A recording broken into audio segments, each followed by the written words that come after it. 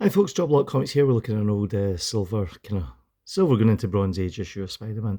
Pretty much this is still Silver Age, I reckon. I don't think the Bronze Age really hit till a wee bit later in the 70s, yeah. Any road up, this is issue 90 of Amazing Spider-Man. It's got an absolutely stunning cover. Look at that. How good is the artwork on that? I just can't believe it. And I also can't believe what happened in this issue.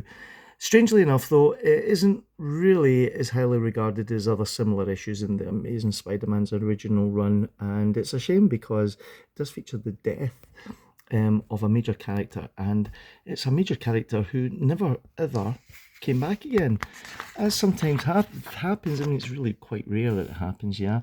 But here we've got Spider-Man, the story by Stan Lee with art by Gil Kane.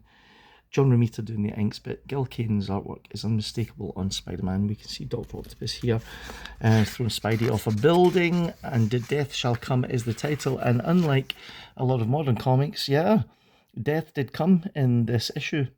Here you can see Romita's inks really to the forefront of the artwork. I think on both these panels here, you can just tell that that is Romita's inks over Gil Kane's art. It makes me wonder if maybe some of Gil's art was replaced by Romita's stuff, because his Spider-Man poses, although, see, to me, that looks very much like Gil Kane.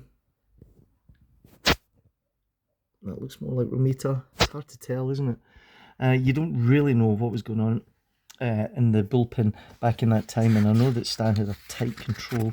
John Romita was the sort of house artist, where everything had to sort of look a certain way in the comic books, yeah. So it led to an awful lot of artists finding that their work was getting changed because, you know, certain panels didn't fit the criteria. But then you can see things like this where that's all Gil Kane, yeah. And then there's other bits which look a lot more Romita. So anyway, it's fun to have a look through the panels and spot the influences, yeah. But anyway, back to the sort of main point of this. That's Gil Kane. This is a very underrated issue of Spider-Man, and I never really understood why, because, you know, plenty of other times when this kind of stuff happens in comics, the issue does become quite noteworthy.